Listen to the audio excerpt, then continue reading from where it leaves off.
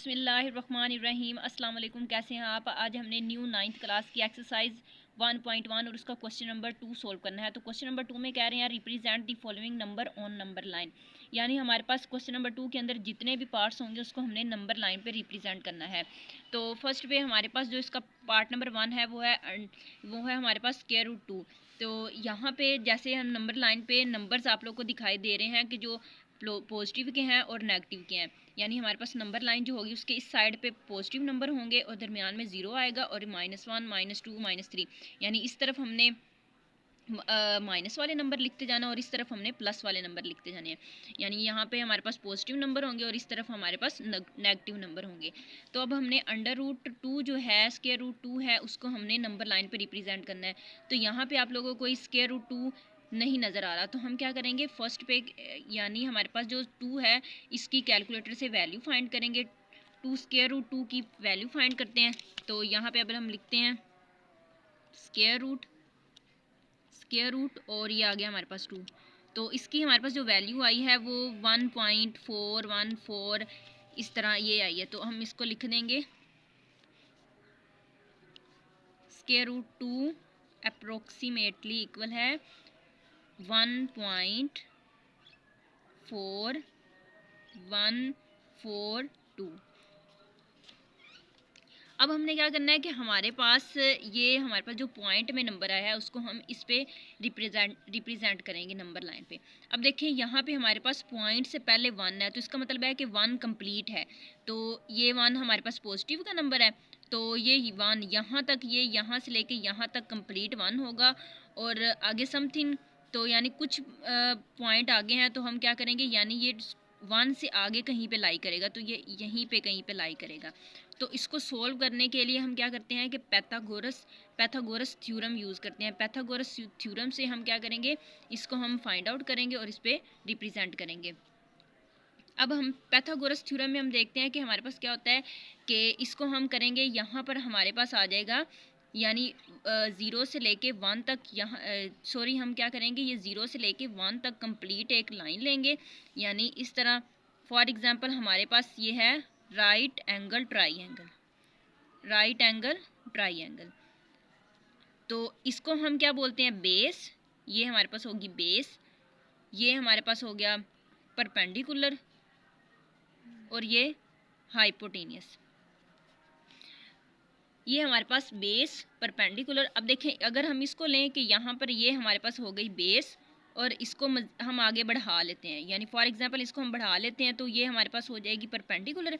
अब यहाँ पे ये लाइन एक इस तरह इसको इसके साथ टच कर देंगे तो वो हमारे पास हो जाएगा हाइपोटेनियस। तो हमने क्या करना होता है कि हमने पैथागोरस थ्योरम से हम फाइंड आउट करेंगे कि हमारे पास जो आंसर है वो इसके इक्वल आना चाहिए। ये हमारे पास पैथागोरस थ्योरम है, तो इसमें हमारे पास हाइपोटेनियस, ये हाइपोटेनियस है, ये हमारे पास बेस है और ये हमारे पास बेस है और ये हमारे पास है परपेंडिकुलर। तो हमने यहाँ पे ऐसी वैल्यू लेनी है, खुद हम इस यहाँ पे लेट करनी है कि इन दोनों का स्क्वायर लेके और इन दोनों का सम जो होगा वो इक्वल आए इसके, यानी स्क्वायर रूट 2 के। तो अब देखें यहाँ पर हमारे पास क्या है कि अगर यहाँ पे मैं 1 ले लेती हूँ और इधर भी हम 1 लेते हैं तो इधर मैं पुट करती हूँ। अब हमने हाइपोटेनियस फाइंड करना, तो ये हाइपोटेनियस आ जाएगा, ऊपर उसके स्क्वायर इक्वल है परपेंडिकुलर हमारे पास क्या है 1 और इसके ऊपर आ गया स्क्वायर, फिर बेस भी हमारे पास 1 है, इसके ऊपर भी आ गया स्क्वायर। तो अब ये 1 को 2 टाइम मल्टीप्लाई किया तो 1 + 1, तो ये आ गया हमारे पास 2। इधर हमारे पास हाइपोटेनियस हाइपोटेनस को स्क्वायर। अब आप लोगों को पता है कि जब भी हमने स्क्वायर को ख़त्म करना होता है तो हम क्या करते हैं, इसके ऊपर स्क्वायर रूट लेते होते हैं। तो हम लिखेंगे taking square root on both side. तो मैं इसके ऊपर स्क्वायर रूट ले लेती हूँ तो ये इसके साथ कैंसिल हो जाएगा, बाकी हमारे पास हाइपोटेनियस इक्वल है स्क्वायर रूट 2 के। यानी मैंने बेस भी मान लिया और जो ये परपेंडिकुलर है इसको भी मैंने 1 लिया। तो दोनों को जब मैंने पैथागोरस थ्योरम से सोल्व किया तो हमारे पास आंसर हाइपोटेनियस के इक्वल आ गया, यानी हाइपोटेनियस हमारे पास आ गया है स्क्वायर रूट 2। अब इसको मैंने यहीं पे बनाना है, यानी 0 से लेके 1 तक। ये हमारे पास ये बेस मैंने ले ली है, जिसको हम नाम दे देंगे ए और बी का। तो ये यहाँ पर ए और बी हमारे पास बेस हो जाएगी। अब परपेंडिकुलर मैंने फॉर एग्जांपल यहाँ पे मैंने ये 2 सेंटीमीटर की लाइन ली है। हम स्केल से चेक भी कर लेते हैं, जितनी हमने यहाँ पे लाइन ली है उतनी ही मैंने ये परपेंडिकुलर की लाइन लेनी है। तो ये हमारे पास इसको 0 से स्टार्ट करना है। देखिए 2 सेंटीमीटर की लाइन है, तो इधर मैंने 2 सेंटीमीटर की लाइन लिया है, तो इस इधर भी मैंने 2 सेंटीमीटर ही की लाइन लेनी है। तो यहाँ पे ये 2 सेंटीमीटर आ रहा है, ये 2 सेंटीमीटर की लाइन। अब इसको मैंने इसके साथ मिला देना है। अब यहाँ पे ये हमारे पास राइट एंगल ट्राइंगल बन जाएगी। तो मैंने आपको बताया कि मैंने यहाँ पे परपेंडिकुलर भी 1 लिया है और बेस भी मैंने 1 लिया है, जो कि इक्वल हमारे पास इसके आई है। तो अब मैंने इसको नाम दे देना है, ये हमारे पास हो जाएगा ओ पॉइंट। इसको मैं ए और इसको बी का नाम दे देती हूँ। तो अब हमने क्या करना है कि यहाँ पे रख के, यानी ये लाइन तो हमारे पास √2 है, तो इसके ऊपर रख के, यानी यहाँ पे √2 है और आगे हमारे पास कंप्लीट 4 है, यानी 1 कंप्लीट है, और उसके आगे हमने इसको जब इसको पॉइंट में डेसिमल में किया तो 414। तो यहाँ पे अब मैं रखूँगी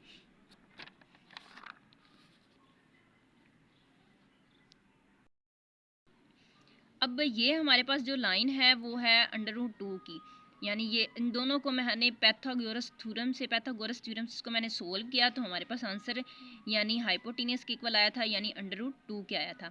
तो अब यहाँ पे √2 है, तो यहाँ से लेके यहाँ तक इसको मैंने यहाँ तक खोल लेना है। अब इसको